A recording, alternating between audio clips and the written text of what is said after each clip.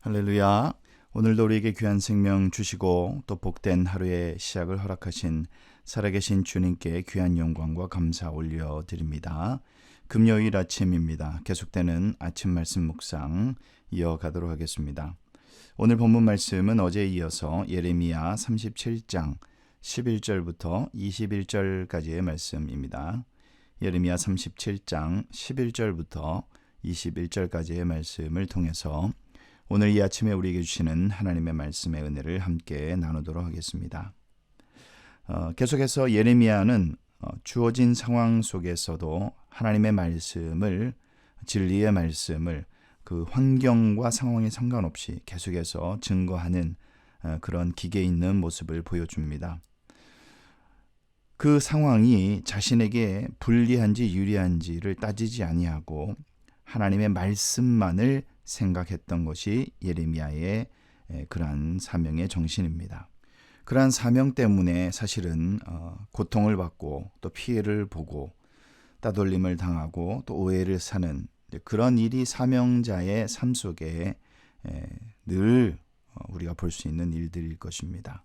특히 예레미야가 살고 있던 그 시대는 말할 것도 없겠지요. 오늘 본문 속에서 이제 그러한 이 박해당하는 선지자의 모습을 우리가 볼 수가 있는데, 먼저 11절부터 15절까지의 말씀 한번 살펴보도록 하겠습니다. 11절에 보니까 바벨론 군대가 애굽 군대의 출정 소식을 듣고 예루살렘에서 잠시 이제 물러나게 됩니다. 그래서 예루살렘 사람들은 어떻게 보면 약간 숨통이 이제 트이는 이제 그러한 상황에 직면하게 되죠. 예레미야도 이 기회에 베냐민 땅의 분깃을 받으려고 예루살렘 성 밖으로 나갔다라고 이제 12절에 이제 그렇게 말하고 있습니다. 예레미야의 고향이 이 아나돗이 이 베냐민 지역에 속해 있거든요. 그래서 그는 고향 아나돗에 가서 사촌 하나멜로부터 구입한 땅을 확인을 하고 그 소산을 받으려고 했는지도 모릅니다. 하지만 이러한 그의 행동이 바벨론 군대를 따라가 항복하려 한다라는 오해를 사고 말았던 거죠. 그것이 이제 13절의 말씀입니다.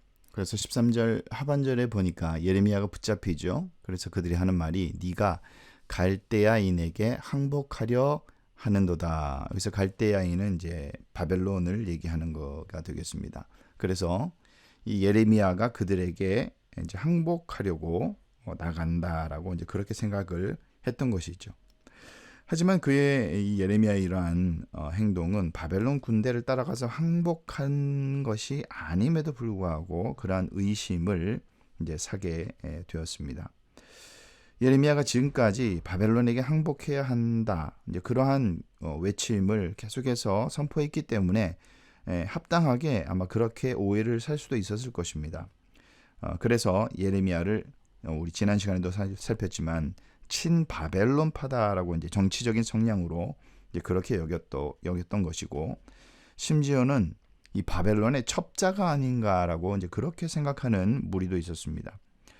그런데 바벨론 군대가 철수하니까 입지가 좁아진 예레미야가 바벨론 군대를 따라가기 위해서 성을 빠져나가는 그러한 모습처럼 보일 수가 당연히 있겠죠. 이런 상황이었기 때문에 예레미야의 주장은 전혀 받아들이지 않았습니다. 이리야를 비롯한 고관들은 예레미야의 말을 믿지 않았고 그를 때리고 서기관 요나단의 집의 웅덩이에 감금하죠. 14절 15절에 이제 그렇게 나옵니다.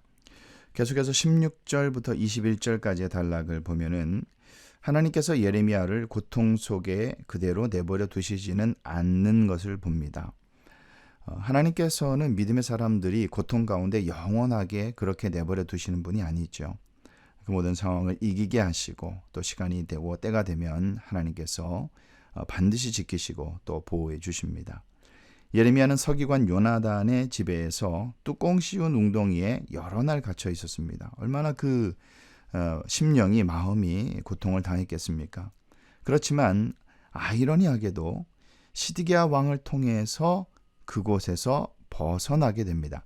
시드기야는 예레미야에게서 긍정적인 예언이 나올지도 모른다라는 기대를 했는지 모르겠지만 그로부터 하나님께로부터 받은 말씀이 있느냐라고 17절에 묻습니다. 사실 이런 상황에서 예레미야 입장에서는 시드기야가 듣기 좋은, 그렇잖아요. 왕이 듣기 좋을 만한 메시지를 주어서 자신이 이 상황에서 벗어날 수도 있었을 것입니다. 그러나 예레미야는 하나님의 말씀을 있는 그대로 증거하는 그러한 선택을 합니다. 그가 말하기를 바벨론 군대는 다시 올 것이고 시드기야는 바벨론 왕에게 붙잡힌다라고 그렇게 17절 하반절에 있는 그대로 하나님의 말씀을 증거하지요. 예레미야는 자신이 오직 하나님의 말씀만을 전했고 어떠한 죄도 저지르지 않았으며 바벨론의 침공을 부인했던 거짓 선지자들과는 다르게 자신의 예언대로 이루어졌다라고 그렇게 이제 18절과 19절에 항변을 하고 있습니다. 하지만 시드기야는 예레미야의 예언이 마음에 들지 않았기 때문에 그를 풀어주지는 않고 그의 요청에 따라 요나단의 집으로 돌려보내지 않고 왕의 감옥들에 가두게 됩니다. 이것이 20절, 21절의 말씀이죠. 예레미야는 요나단의 집보다는 훨씬 나은 상황에서 그래도 이제 지낼 수 있는 왕의 감옥의 뜰에 이제 갇히는 그런 환경으로 이제 변경이 됩니다.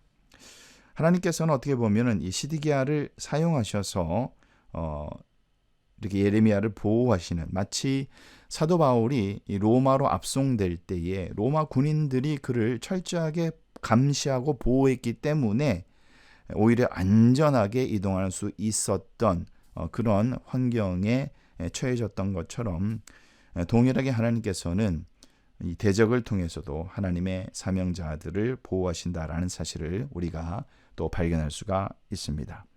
오늘 말씀을 정리하겠습니다. 종종 세상 사람들이 우리 믿는 사람들을 향해서 굉장히 이기적이고 독선적이고 자기들만 옳다고 주장한다라는 비난을 우리가 받습니다. 그러나 진리를 붙잡고 살아간다 보면은 이런 오해는 당연히 올 수밖에 없다라는 사실입니다. 사람들은 우리를 계속해서 오해할 것입니다. 그리고 자기들이 원하는 말을 하라고 그렇게 회유할 수도 있을 것입니다. 하지만 믿음의 사람들은 사람들의 귀에 좋아하는 그들이 듣고 싶어하는 그 말을 하는 것이 아니라 하나님의 말씀의 기준에 근거해서 무엇이 옳고 그른가를 정확하게 우리가 진단하고 그것을 세상에 선포해야 하고 그리고 우리가 믿음을 가지고 행동을 해야 할 것입니다. 이러한 믿음 때문에 받는 오해나 박해는 우리의 두려움의 대상이 되지 않을 것입니다. 오히려 더욱더 이러한 세상 속에서 담대하게 그리스도의 귀한 복음을 증거하며 우리의 삶 속에서 믿음을 행하며 아름다운 영향력을 끼쳐나가는 그런 귀한 믿음의 성도의 삶이 되시기를 예수님의 이름으로 축원합니다.